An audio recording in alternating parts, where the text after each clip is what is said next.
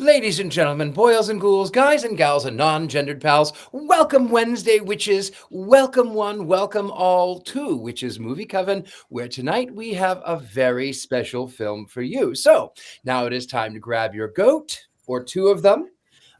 If you don't have a goat to grab, well, grab somebody's hand. And if you don't have somebody else's hand to grab, grab your own, because we are in for quite a ride tonight. We are in for 13 Ghosts. We will get to that in just a moment. I am one of your hosts. I am not Patty Negri. Patty Negri is flying around on her broomstick, and we are also missing Jason Mankey, who is also flying around on his broomstick. They are the hardest working witches in the afterlife, and so I am Richard-Lael. Richard-Lael is one name, not two. If I were just Richard, I would be a... But you may see me on Ghost Adventures. You may find me at University Magicus. You may find me reading tarot, or here in New Orleans, or giving seances in my fabulous home here in New Orleans. However, let us go over to the lovely, the beautiful Heather Green. Heather Green. Hi, I am Heather Green, and I am the author of Lights, Camera, Witchcraft, and I seem to have misplaced my book. Oh, I had Patty and Jason's book. I'll show you those in a second. I have to brag. But let me show you my book, Lights, Camera, Witchcraft. It is the critical history of witches in American film and television. If you like witches and you like movies, that's what my book covers. I'm also a editor at Llewellyn Worldwide, working with fabulous authors on the subject of witchcraft and the occult, as well. Oh, wait a minute. And one of the ones I worked on was Dollcraft, and it is now. Oh, isn't that beautiful? Look at that little book. Grab and go. Learn about your dolls, puppets. I actually did the forward. I was honored to do that, but it is now. Its release. Its birth date is June 8th, and I have my copy now. I'm very excited about that. While I'm doing that, I'll also show off Jason's, which just came in the mail. Jason's, which was born May 8th, and that's all about Raymond Buckland, and we did a special show about that. But I'm happy to finally have my copy.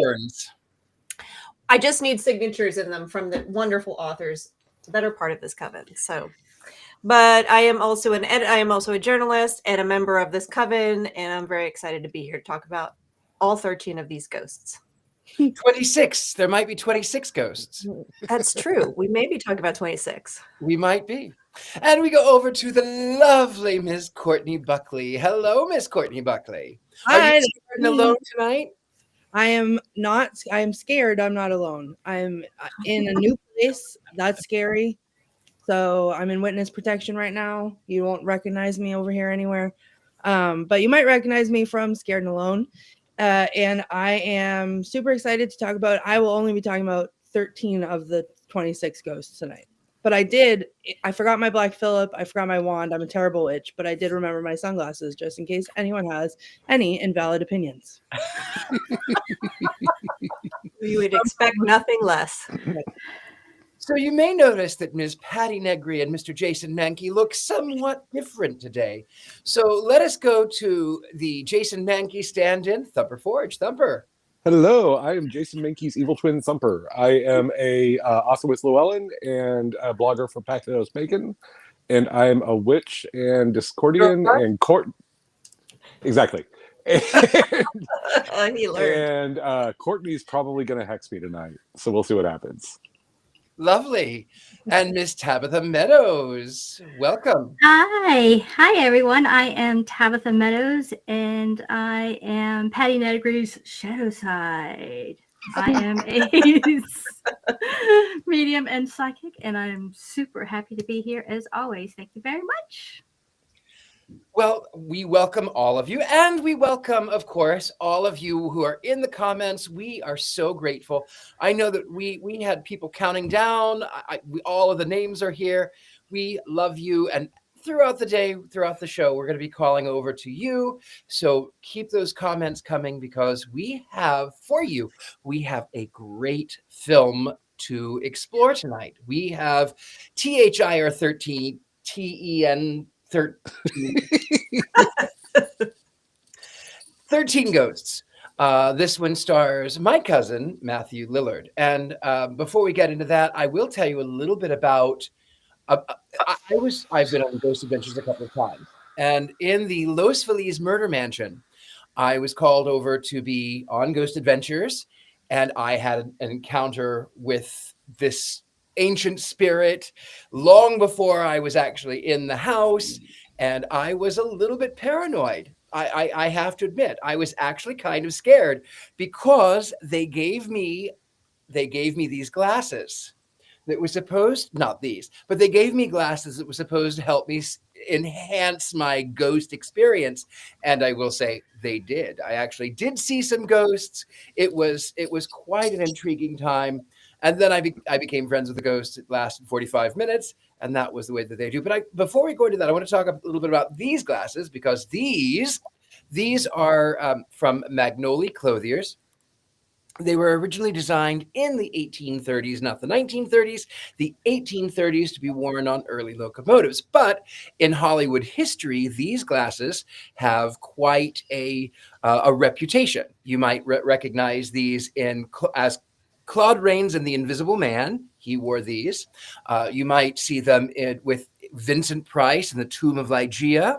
You might find them on The Addams Family. John Aston wears these. You would find them on Good Omens. David Tennant's character wears a pair of these. You might also find them in Dark Shadows, both the television show and on the Johnny Depp Dark Shadows. So a little bit of Hollywood history. So today, that is going to be my wand. Now, enough about my glasses. As fabulous as they are, we are here to talk about another film. We are here to talk about 13 Ghosts. Now, the plot summary of this one is there's two. So the 1961 is a family inherits a house from someone who just wants to be evil, and there's 13 ghosts, of course it is, and it's filmed at the Winchester Mystery House, and there's a woman they call a witch. We'll talk a little bit more about that one, but honestly, I know the 2001 a little bit better because it is quite the space odyssey. So in this film, there is this billionaire bad guy, because billionaires are never the bad guy, and it was so good to have that sort of switched. There's a billionaire bad guy who he's trapping these ghosts for whatever reason. He is luring them into some sort of great glass elevator with some sort of blood and music, and it's the 90s, late 90s to early 2000s. Of course you are. Of course it's grungy. And this psychic medium, who is my cousin, he has this special thing that he can actually feel the ghosts, he can see the ghosts, but then when he puts on the machine on these glasses, he can actually see them. And unfortunately, that when he's been contracted for 12 ghosts, but then they go to find the Juggernaut, who's been this serial killer who lived in a junkyard. And as it turns out, there were so many bodies that were buried inside this junkyard. And unfortunately, chaos ensues. Everybody dies, not Matthew, but everybody dies. And then we cut to the future, and we find Tony Shalhoub. Not to be confused with Tony Lube. That's another one. But Tony Shalhoub, he plays this poor teacher that has lost his wife, and he's struggling, and it is this Disney-esque family dynamic, accepting the fact that he trips over his son's scooter, which is lying in the middle of their one-roomed kitchen apartment. Like they all live in a kitchen. Yet he's poor, but he's wealthy enough to hire a nanny. And the daughter is old enough to have watched the children, the other kid who was annoying. That's okay. We're not going to, that's a plot hole we're not going to discuss. So it turns out that a lawyer knocks on the door, and we find out that he has inherited this house because his uncle was this crazy satanic witch. A what? A witch. He was a satanic witch who was in fact summoning all of these spirits because it was based on some ancient esoteric knowledge where someone had gone into a trance, and this machine required not 12 souls, but 13 souls to run it. And whoever was in charge of running it could see the past, present, and future. So they needed 13 ghosts. Now, in this one, the family goes. They're poor. They're excited to go to this house. There's plenty of money, the lawyer tells them. But of course, in the basement, where we keep all of our good ghosts, all of the good vintage ones are in the basement. So the lawyer goes down to find this hidden money, which was not very well hidden. It was in a brown bag on the levers in the basement at the bottom of the stairs, as if it were some major hunt that he had to go on. Anyway, the lawyer goes down, he removes the bag, and then the house comes alive. The panels begin to slide open. The 12 ghosts begin to release. Matthew's character, who is, by the by, the only redeeming actor in the entire film, not because he's my cousin, but just because he was really that good. He has ended up by sort of taking on this role, and meanwhile, people are getting snatched. He tells them, you can't, the walls are soundproof glass, so it doesn't do any good. Why are you splitting up? Because they're white people.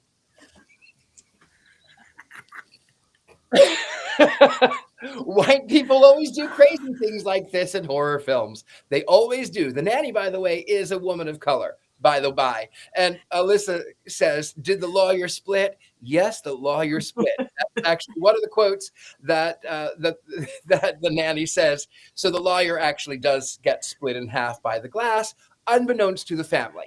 And of course, this annoying little kid, this Danny from The Shining knockoff from Hulu, he somehow is lost in the basement, and there's a naked girl with her tits out ghost who is calling him, but also his dead mother. He doesn't know that it's his mother because he doesn't recognize her voice. And his mother has not been dead that long, but the kid is annoying. The kid clearly doesn't know what he's talking about. So anyway, they split up and they go looking. The ghosts are all released. People are ending up by being cast asunder, torn asunder by these 13 ghosts. And as it turns out, people are getting kidnapped. And Matthew Lillard, who 45 minutes earlier saw himself dead by the Juggernaut after carrying, that's my cousin right there, zoinks. After carrying this glass that doesn't even cover the entire hallway, but somehow the ghost is like, oh, I can't go to that.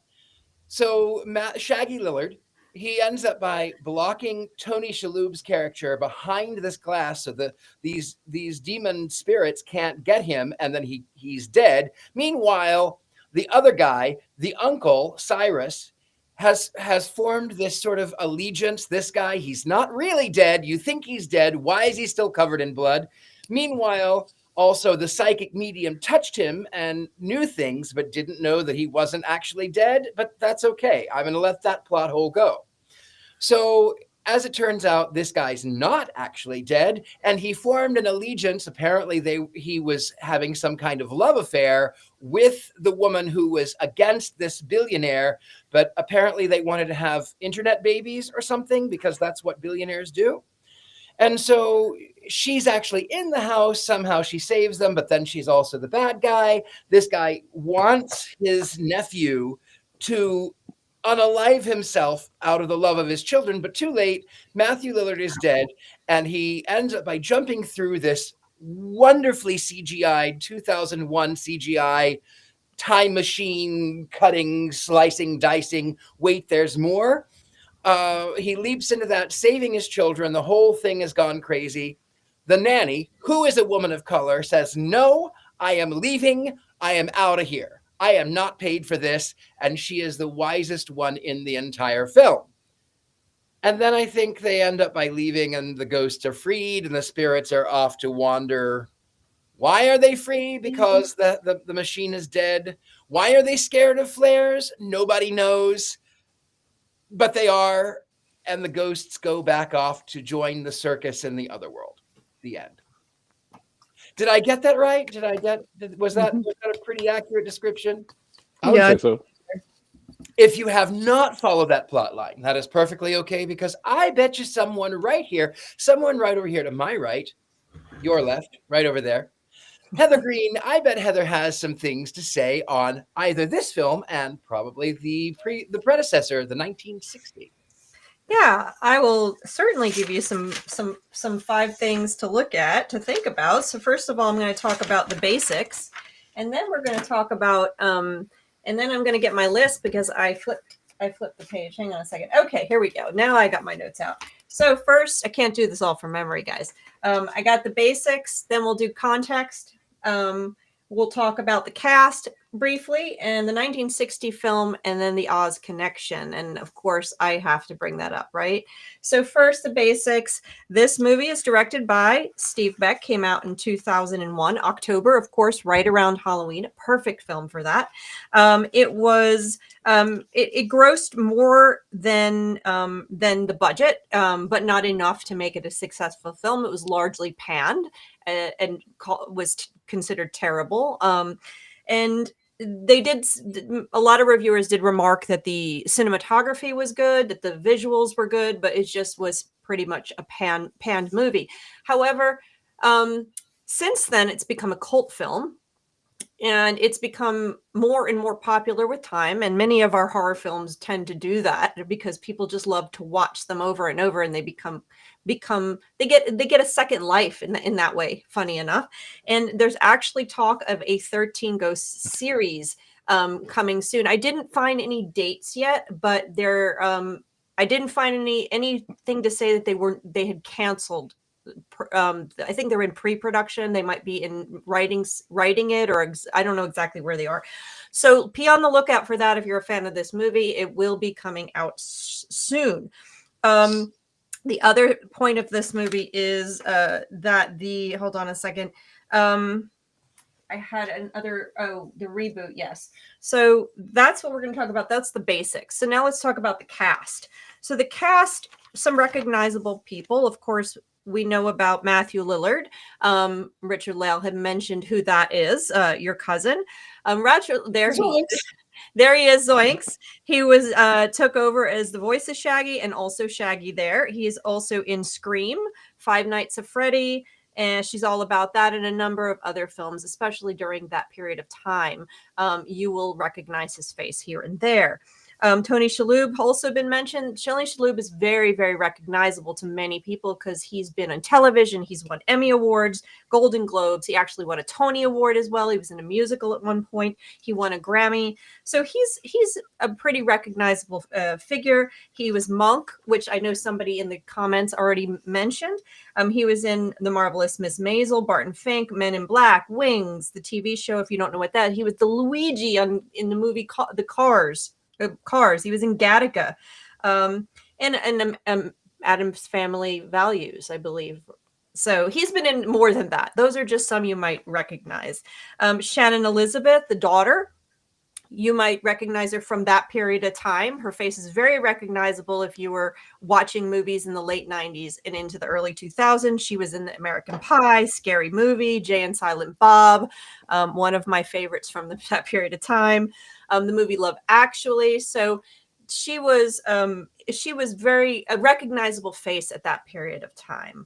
The nanny, I can't read my handwriting. Radessa is a rapper, not in a lot of movies, but most of those movies did center around rappers and music. So not quite as recognizable in that respect. And then I want to mention also F. Murray there. And he was the obviously the uncle here, and he's been in a ton of stuff across the time. I wanted to bring up a few. He was recently in White Lotus, which I did not recognize him from, but he was, I think, in the second season of White Lotus, the Grand Budapest Hotel, Amadeus, Name of the Rose, and a number of other movies you'll see him in. So he's another recognizable actor, and there he is, and there's a few others as well across, but those are the ones I'm bringing up. So now let's talk about the context. I was going to do that first, but let's talk about the context, because it's really important in 2001 to know that this was a period of time where ghost films were becoming very popular. Thank you, Blair Witch Project. So in terms of we're coming out of that popularity of the occult being linked to witchcraft of the 90s witch films, that's all of those the craft and everything came from that. You're getting into Blair Witch Project kind of shifted gears as terms of witchy kind of occult films and moved it over into paranormal. And we get a lot of paranormal films, Blair Witch Project and everything that came out of that. And then in my book, chapter of the book I call, I believe, Witches, Ghosts, and Teenagers, because this is a period of time where that was dominant in witch films. And other ghost films for this period of time, if you're interested in seeing ghost films from this period of time, you've got Ghost Game, Cheese-E, but that's another one. The Woods, Blair Witch, of course, Darkness Falls, Tooth Fairy, Supernatural, Paranorman, The Conjurer, which we reviewed here. Everyone loved it, I know. An American Haunting. And there's a ton more. It was a really popular topic at this time. So this fits into all of that. I've always been surprised that they didn't do The Conjuring during this period of time. They waited another 10 years. So that's that. Then we'll let me look at, as soon as I get back to here. So let's talk about the 1960 film. I know somebody was interested in that. I particularly love classic Hollywood, and I was able to see most of the film. This time I hadn't seen it before. It was written by someone named Rob White. It was an original screenplay. It was not a story before. It was not a book before. It was an original screenplay. Rob White also wrote House on Haunted Hill, which we may review here at some point, right, Richard-Lael? You requested that, I believe. I did indeed. Yes. So it was directed by William Castle. And it is a standard, very, very typical paranormal type of film that you would have seen at this time. It very much looks like Twilight Zone and a lot of the sort of occult paranormal mystery sort of films that were coming out. TV was really rolling with this right now, this topic, and it was really getting pushed in the 1960s. It was becoming extremely popular coming into the 60s, out of the 50s. So of course it's not surprising that movie was made then. And Tabitha keeps flicking in and out as if she is one of the 13 ghosts, which is really, really cool, actually. Thank you for the effect. And finally, Oz. So it was so cool to see Margaret Hamilton. I always loved Oz connections and finding them wherever I can find them.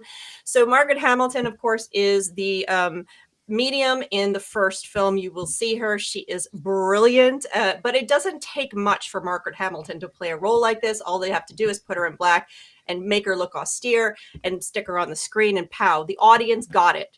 She was used purposely because she is the Wicked Witch of the West.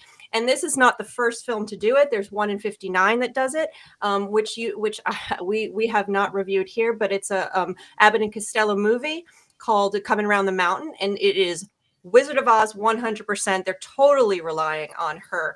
And this does as well in a different kind of way. Of course, not maybe like 4 or 5 years later, she then plays Morticia's mother, another purposeful choice.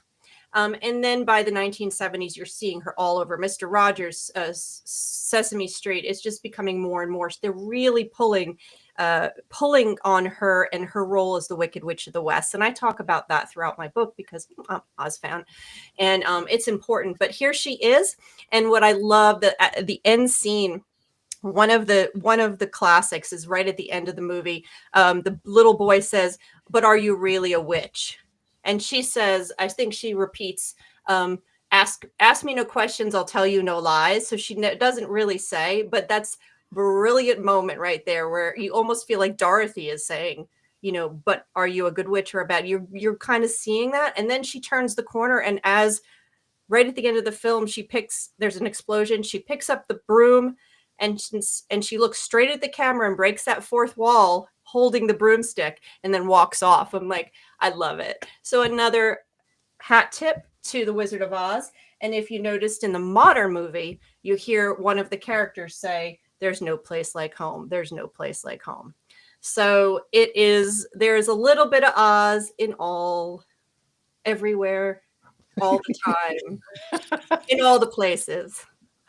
And there is also, you mentioned, Heather, that Margaret Hamilton had played Morticia's mother, Mrs. Frump, and which she did. But there is also another Addams Family connection in the 1960 to the 1964 series of the Addams Family, and that is in the original, one of the 13 ghosts is a lion. That lion is Kitty from the Addams Family television show.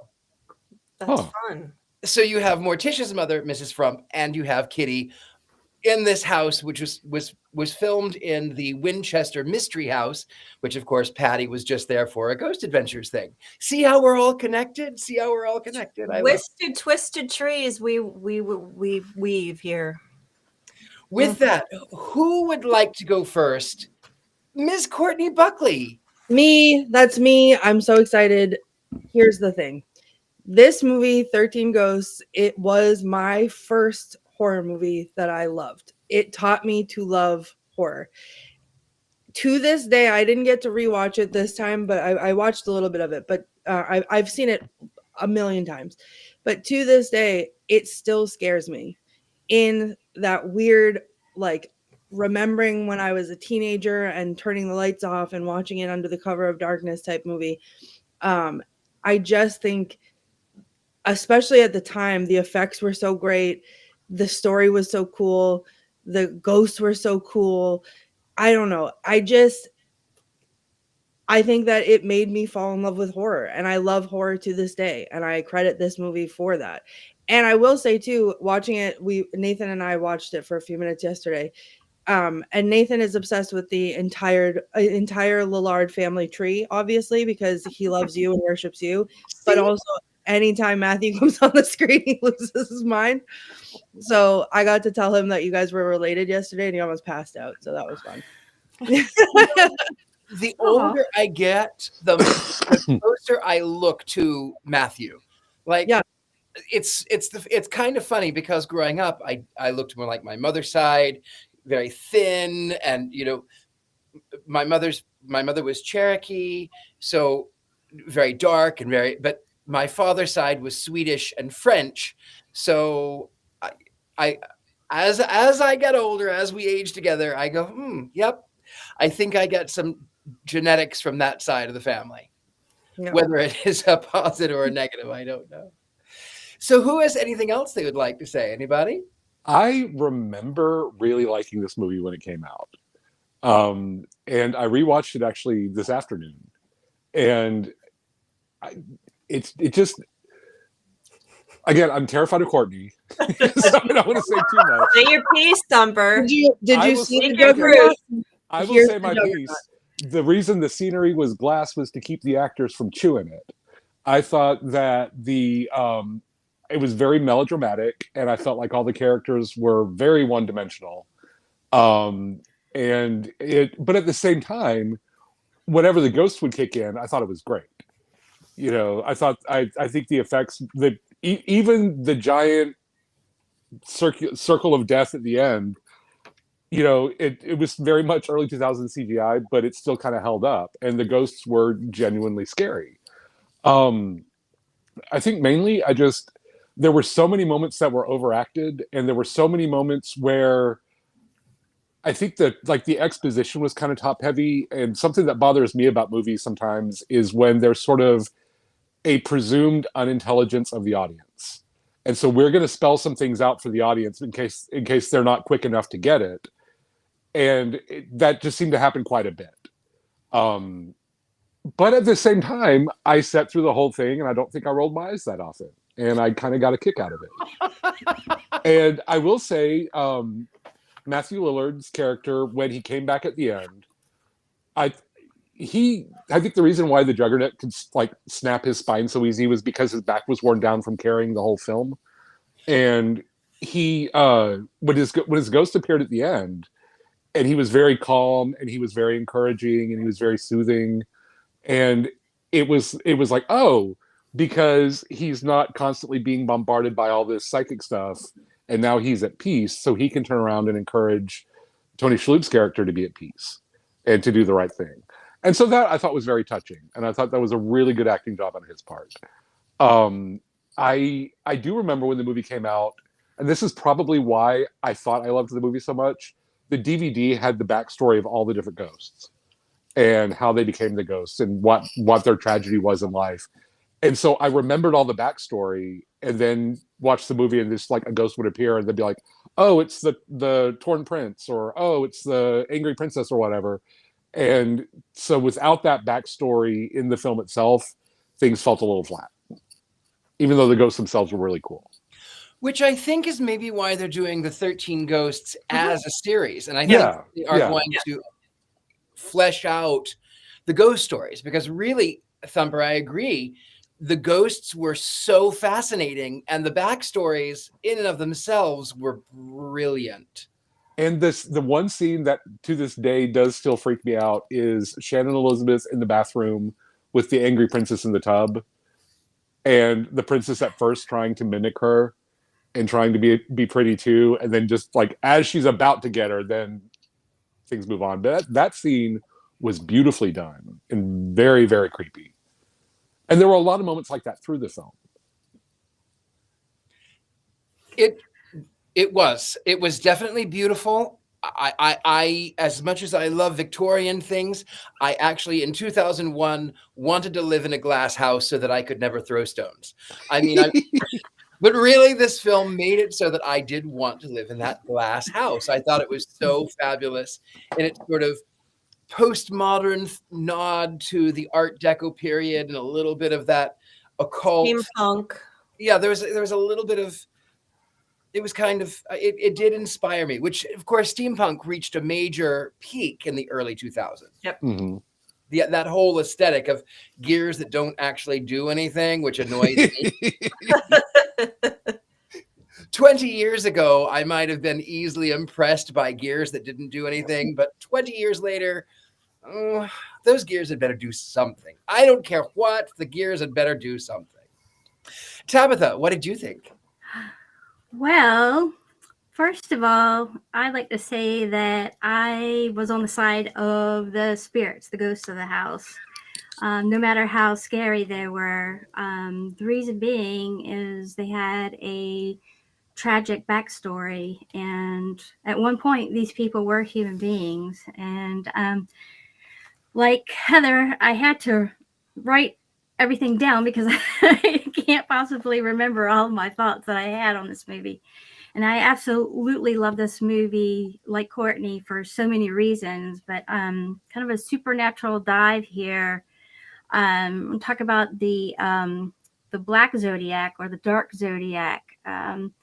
These are the shadow side representation of the 12 zodiac signs. What they represent is the less desirable traits to each zodiac sign. Now, this concept is supposed to be used for self-reflection and personal growth. And there actually is such a thing as, doing the shadow work. But what it's not supposed to be used for is capturing souls for power. So here we have a man who is gathering spirits for the purpose of being more powerful. It's true. A contained spirit or idea gains more energy the more time the more time that goes by. I mean, some spirits can even become so powerful that they become poltergeist. So he uses the energy of the souls who died in a tragic way to create fuel for his purpose. But if he would only got himself a good mentor, he would have saved himself a lot of money and a lot of time, because it's something that everyone can naturally do. So because he wanted to be able to see everything past, present, and future, and that's something that everyone has the ability to do if you work on it over time. And when people pass in a tragic way, a greater energetic imprint is made and housed in a space, and is made and housed in that space and time. these deaths create an energy around unfinished businesses, or it leaves a fragmentation of a person's soul behind. So kind of you're not really trapping an entire soul, so to speak, but you're capturing an imprint in time that they left behind. This imprinted energy is so powerful that sensitive beings can link in or tap in hundreds or even thousands of years later, depending on how practiced someone is. Or some people, it just comes really natural, and the past just comes streaming in like television, like a movie. So the idea of a house being a machine, it's not far from reality. What some sensitive would call a sentient. It's a sentient home. It holds so much energy that it seems to take on a life of its own. So where Cyrus went out and collected ghosts, all that he had to really do was find a home with a tragic history. Today there is a concern, and I'm not here to tell folks what you can and can't do. That's not my style. There's this concern around people buying known haunted property for the purpose of making money in exchange for paranormal investigations. There are some owners who have rules as soon as you set foot into these properties. One controversial rule is no crossing over spirits. There are some folks who will even sneak off and perform their own ceremonies, adding another layer to it, sometimes multiple layered haunting to begin with. And so, this machine, this house can or could have become more sentient, powered by the dead. And it's true, they can be powered by the dead. But I find it interesting that the living think that they have ultimate domain over a world that we know little to nothing about. And if I may interrupt for just a second, I don't mean to derail your thought, but for me, that is an important point about how the houses are they can capture that essence. Now, I will tell you, the original 13 Ghosts was filmed at the Winchester Murder Mystery House. And of course, those of you who do not know the story, Mrs. Winchester was the heir to the Winchester rifles, and she was being haunted. Her husband died, her child died. All of these people were dying. And it was said she had gone to a medium, and the medium had told her, you are cursed, and you have to build every single day for the rest of your life. That way, then you will stave off the many hundreds of thousands of people that have been unalived by this rifle. So Mrs. Winchester did, but even in a broader spectrum, because the 19th century and 19th century architecture is one of my special interests, one of my fortes. 19th century homes were oftentimes designed to enhance spiritualism from the get-go. Now, the Winchester house, you have rooms that go to nowhere, windows that open into other rooms. You have stairs that go to nothing. That's an extreme case. But in a middle-class home, you would have, even still, you would have hidden panels. You would have turrets and towers designed to channel energy into that one space. In Pasadena, the home I lived in was an 1890 Queen Anne Victorian. My seance room was an octagon-shaped room.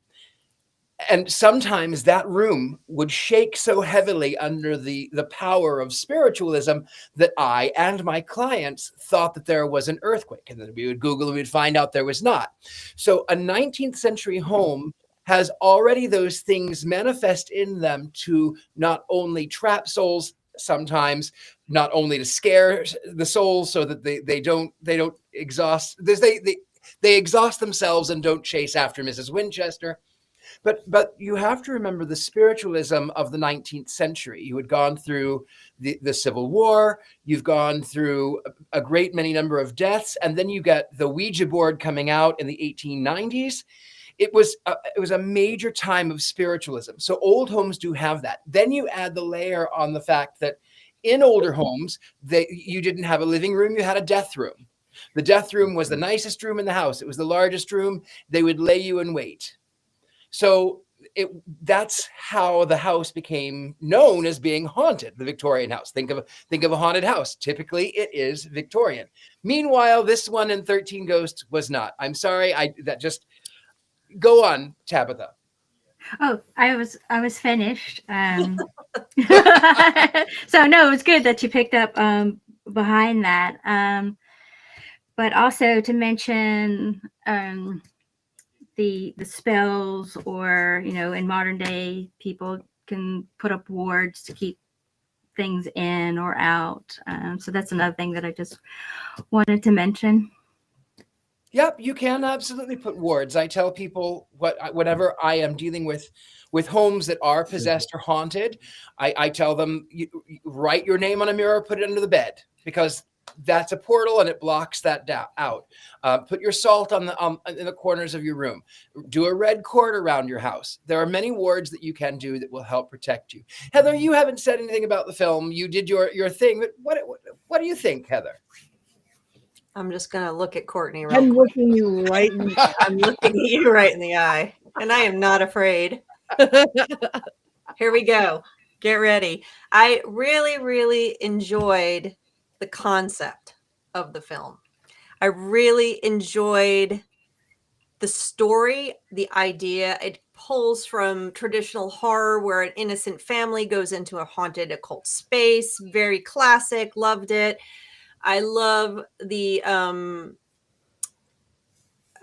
I love the ingenuity of the idea of these being trapped ghosts and needing to be released, and sort of the human aspect of that, because I also, like Tabitha, am appalled by anyone trapping spirits. Mhm. So I love the whole idea, and I love classic horror.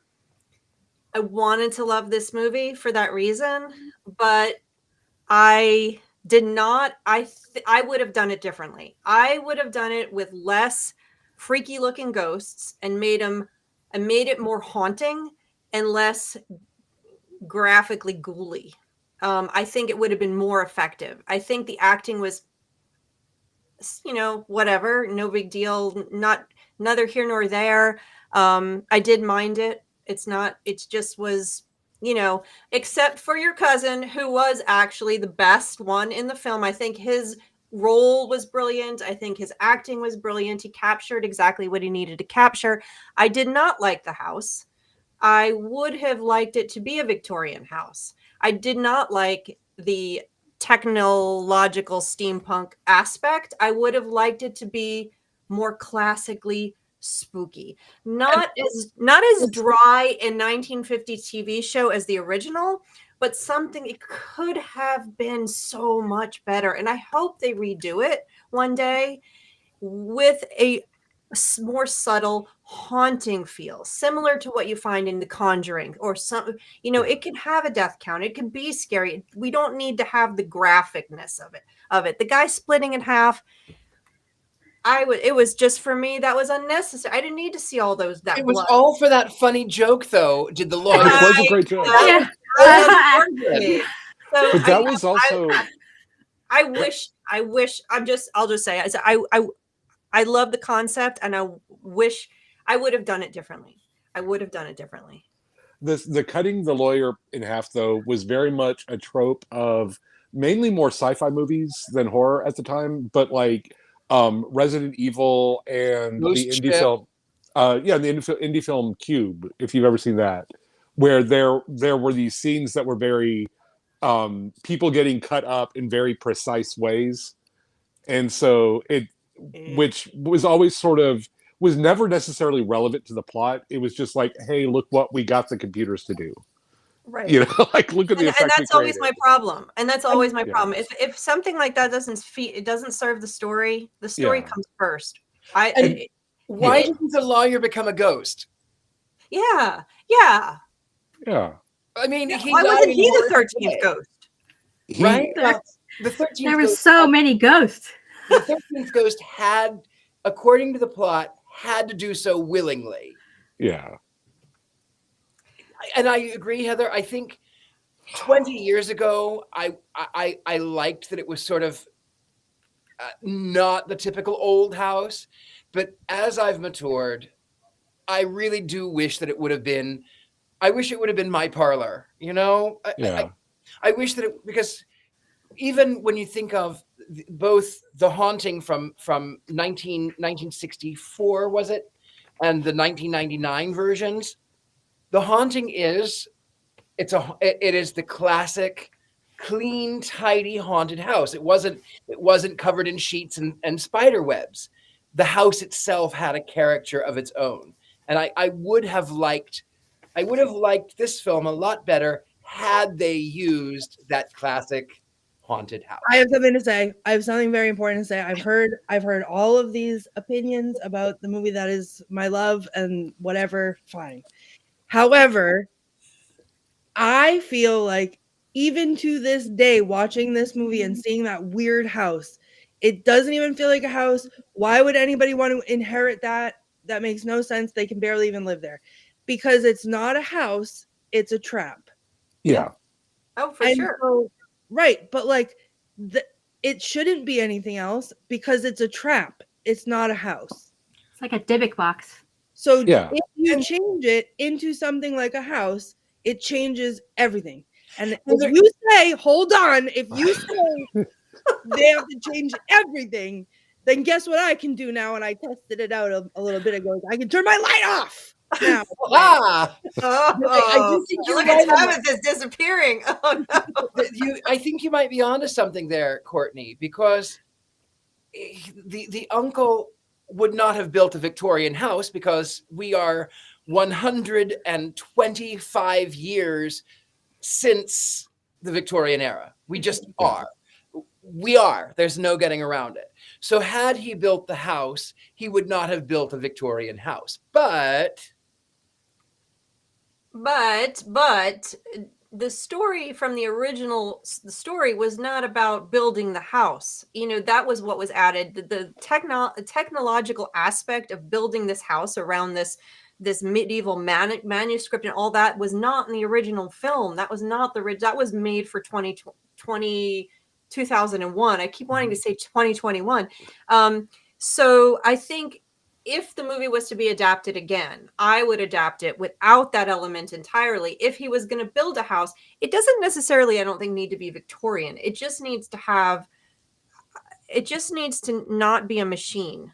The trap could be there, but the trap would be a more metaphysical, esoteric trap to me. It would be something more like, you know, you could turn a Harry Potter castle could have been a trap with the things that moved around. You could do anything. The story is so simple that you could do so much to it and change the way it is and make it another fabulous adaptation without all of the gears that do nothing and the glass wall. Who walks into that place and goes, wow, look at this house? I know. I mean, if you're a witch, you're not gonna go around and writing spells and things on your walls where people could see them.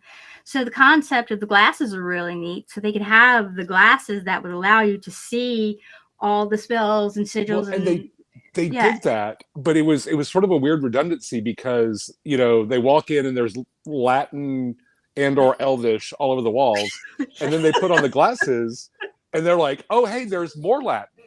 And it's like, that was a little much. Like, it could have just been, hey, if you put on the glasses, you see the Latin.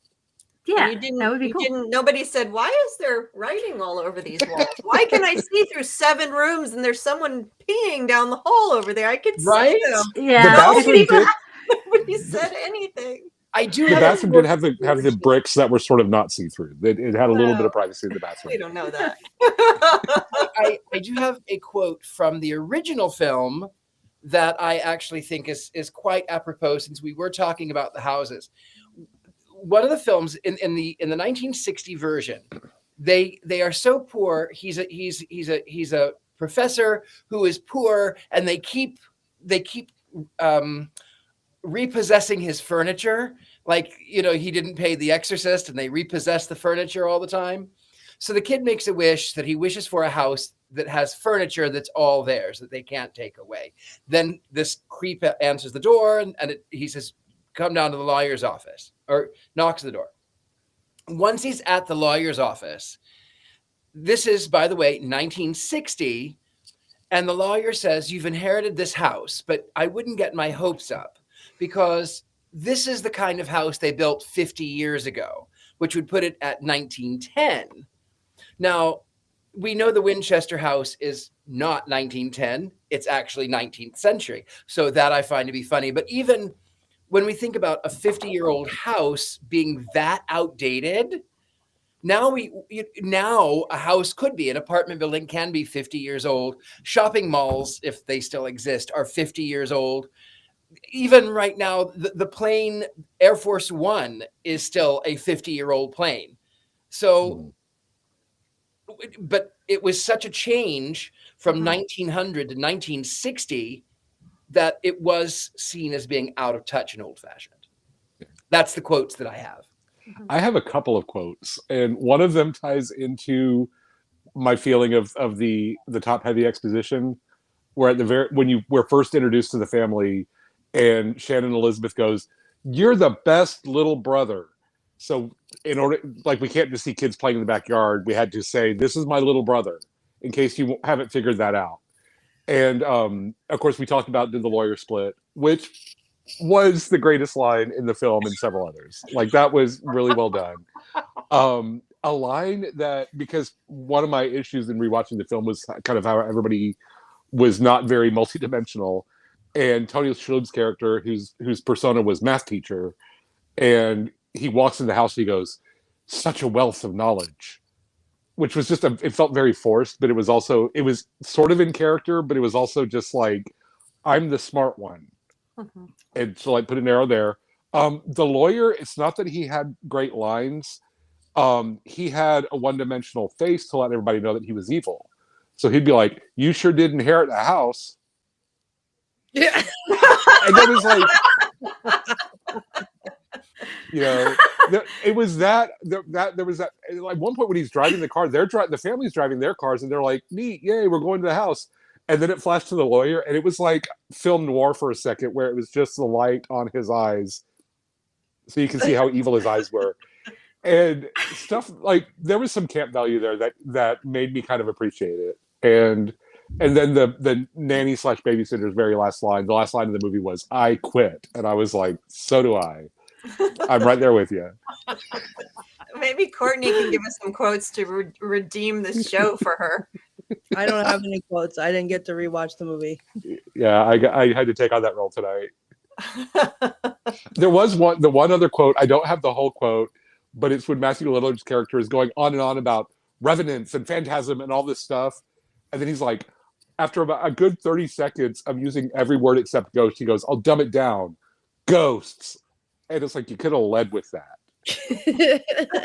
Like, which did fit his character very well, but at the same time, it was just like, when he said that, I was like, oh, this is why people don't like a character. This is why you have trouble making friends, Matthew Lillard's character.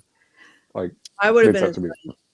I would have too, honestly. He reminded me of a crazy person who used to live on my couch. Like, I would have gotten along great. I have a quote too. Ooh.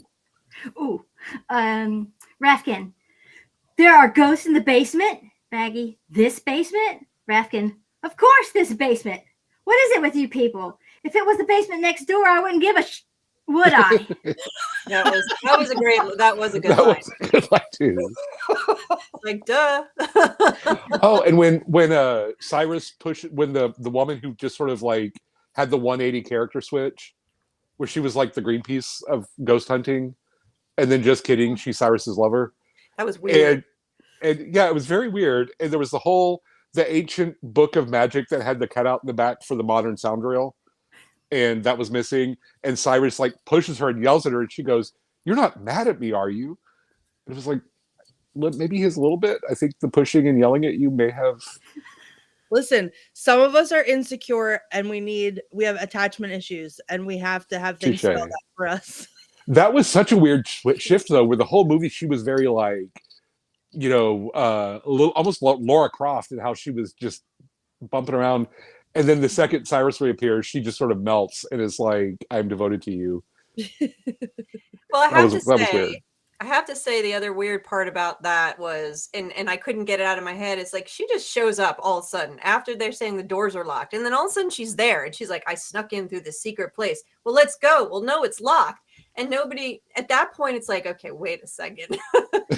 Wait a second. I've seen this before in a movie. I'm not sure I trust this woman. It did, time has passed since between them catching the Juggernaut and the family getting trapped in the house. And I understood the whole Cyrus faked his death, but why was he still in the makeup from faking his death? Right. And not only that, but he wasn't really dead. Right. So he's hiding in a glass house. Where was he hiding? Under a chair? In a box? Yeah, they should have had him like the walls are glass. They should have had him like peeking out behind curtains the whole house. There's so many things. There's so many things to talk about. There's so many questions I have. I think we were supposed to think he was a ghost and then surprise he's not. Yeah. And that's why he still had the makeup. Yeah, but then at the end, here's the thing. So wife, withered woman, withered lover, the kid doesn't recognize mother's voice. She shows up. Oh, he can only see her wearing the glasses and she still has all the burn marks. Yeah. And then at the end of the movie, just so that it could pull some strings, she shows up again, but now they're not wearing the glasses and she doesn't have the burn marks. Because love is the most powerful force there is. Like, get with it, okay? And love of this movie closes all the plot holes. So just actually, you know what closes one of the plot holes? I realized as we were talking, Matthew Lillard's character was in fact the 13th ghost because he sacrificed himself. But he saw himself from the beginning. So if he knew that it was going to happen, he's like, well, I guess I could save this guy, but does he really, is it really a sacrifice if he knew it was going to happen? Yeah, because it hadn't happened and he still had a choice. There's still free will. Mm-hmm. Plus, so he had not seen the future in most other situations. He had always seen the past or just the ghosts. So I am making up a little bit of plot here, but he was confused seeing the future because that wasn't his normal MO of his X-Men powers. That makes sense. Patty Negri's house is 105 years old. Patty has a lovely house in the Hollywood Hills, and it has a Hollywood connection beyond just being in the Hollywood Hills. And I can't remember whose cabin it was, but it's so lovely. I love Patty's house. I guess there's one thing we should do, and that is to vote. Oh, does it have ghosts, Patty? Does Patty's house have ghosts? I think it does. It has dolls, and those are horrifying. So does a ghost haunt the woods? Patty does have some dolls which are haunted. Okay, one's up, one's down. I'm using my handy dandy sunglasses. So you know what? I'm going to put my wand up. I'm going to wand up too. I have to, I can talk trash about the movie all day, but I sat through the whole thing and didn't play on my phone. It held my attention. I'm wands up because I love it. No matter what, it holds up for me. I think it's great.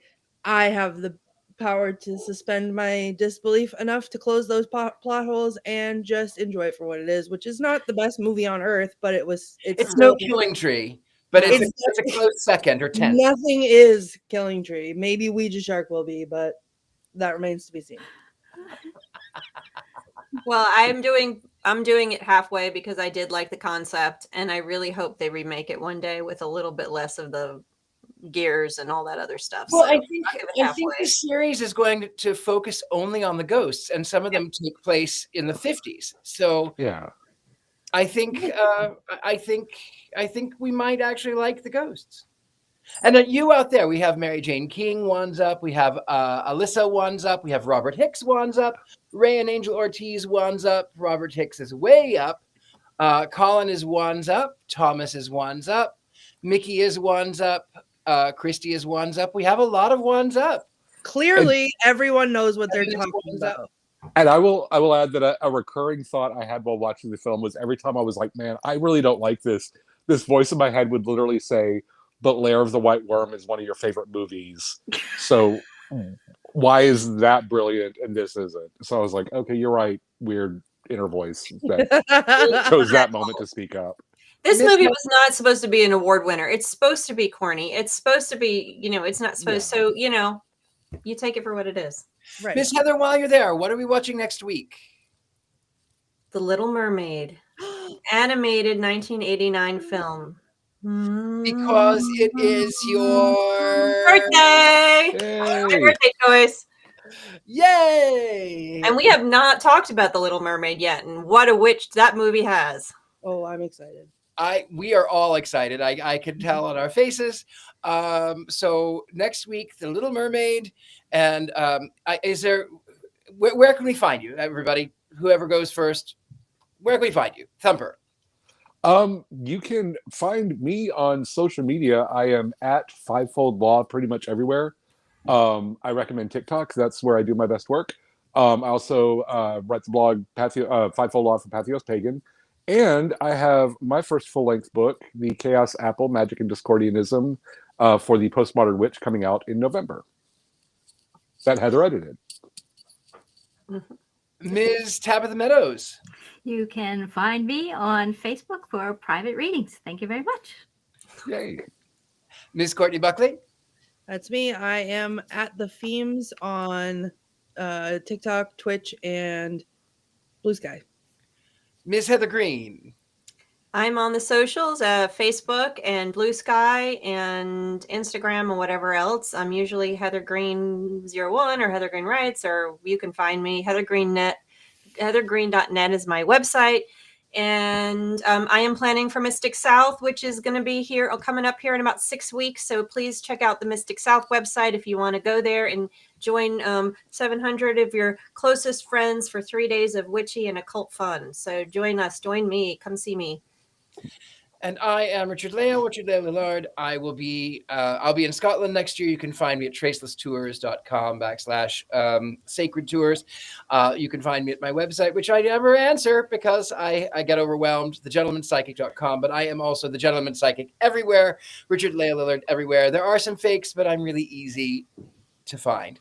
Anyway, there is one more thing we have to do, and that is what all witches do, and that is to cackle. And here we go. 3, 2, 1.